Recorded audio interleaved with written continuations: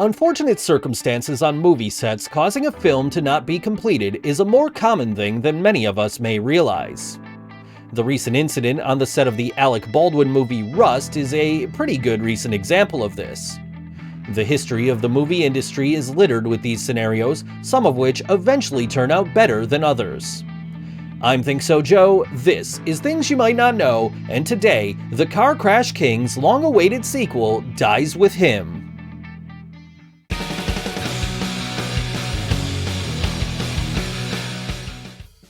Not to be confused with the more familiar Nick Cage starring version of the film that we saw in 2000, the original Gone in 60 Seconds was released back in 1974. Written, directed, produced, and starring H.B. Toby Halicki, Gone in 60 Seconds turned into a huge financial success.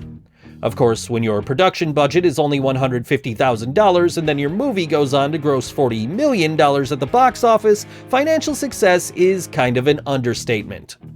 If you've seen the Nick Cage version of this film, you essentially know the plot. A man with a bevy of driving skills gets put into an impossible situation, requiring him to use his now dormant skills to steal a large number of cars for the movie's antagonist. Although character names and some small plot details are changed for the remake, as storytelling sometimes requires, the movies are more or less the same, even down to the cars being stolen having female code names. The original Gone in 60 Seconds contains within its runtime an exciting and destructive car chase scene that runs 40 minutes, making it the longest in film history. Throughout the course of this car chase, 93 vehicles were completely wrecked. The notoriety this has gained in the time since 1974 puts Gone in 60 Seconds in a higher class of car-related movies alongside the likes of Bullitt and The French Connection. The accolades didn't come without a cost though, as the stunt at the end of the chase permanently injured H.B. Halicki, who did nearly all of the stunt driving for the movie. Before I jump off that bridge, do you know of a mostly unknown tidbit in entertainment history that you wish a channel like this one would finally cover so you feel less alone in your knowledge of obscure facts? Well, now's your time to shine. Drop that idea in the comments and maybe it'll be featured in a future episode of Things You Might Not Know. The finale of Gone in 60 Seconds features a car stunt culminating in H.B. Halicki performing a 128-foot-long jump in one of the stolen cars. Confident in his abilities as a stunt driver, Halicki performed the entire stunt himself, resulting in a pretty rough landing that compacted 10 of his vertebrae, causing Halicki to walk with a permanent limp.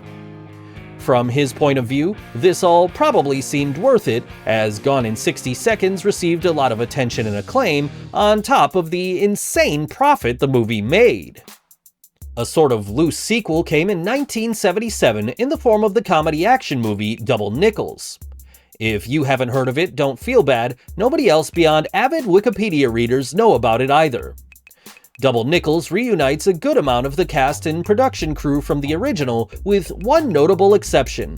H.B. Halicki's name was not attached in any way, shape, or form. Don't feel too bad for Halicki though, since at the time he was working on 2 additional films, The Junkman and Deadline Auto Theft.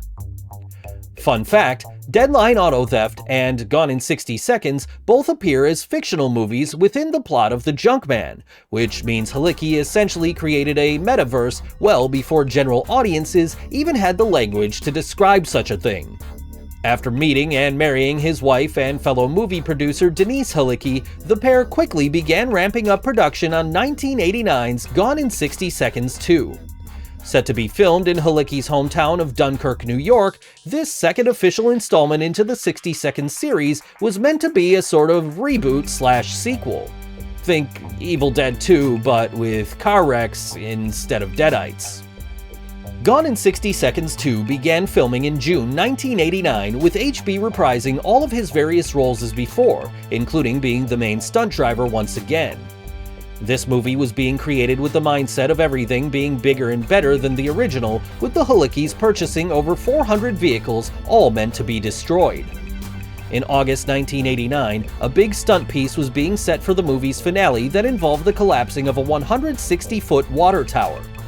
Misfortune would hit the film's production as a cable that was placed to help stabilize the water tower snapped suddenly. While the water tower stayed in place, the cable sheared off a portion of a nearby telephone pole, which came crashing down on top of H.B. Halicki, killing him instantly before the movie could be completed. To this day, Gone in 60 Seconds 2 remains an unfinished film. After the accident, the Halicki estate faced years of challenges, including legal battles lasting all the way up to 1994. While all of HB's films and copyrights were eventually released to Denise Halicki, legal fees prevented the sequel from being completed, as she had to sell off many of her late husband's remaining cars and collectibles to pay off the debts. For those who still want a taste of what Gone in 60 Seconds 2 was going to be, the unfinished movie was included as a special feature along with the DVD release of Deadline Auto Theft in 2003. While what exists is mostly an incoherent series of scenes, viewers can still get a sense of what could have been. Hey everybody, thank you so much for watching Things You Might Not Know. If you enjoyed today's video, please leave a like and a comment down below. Subscribe to the channel if you haven't already, and hit that bell icon to get notified every time I post a new video. You can follow me on Facebook, Twitter, and Instagram, and you can see a playlist of Things You Might Not Know videos over here. Thanks again for watching, and I'll see you next time!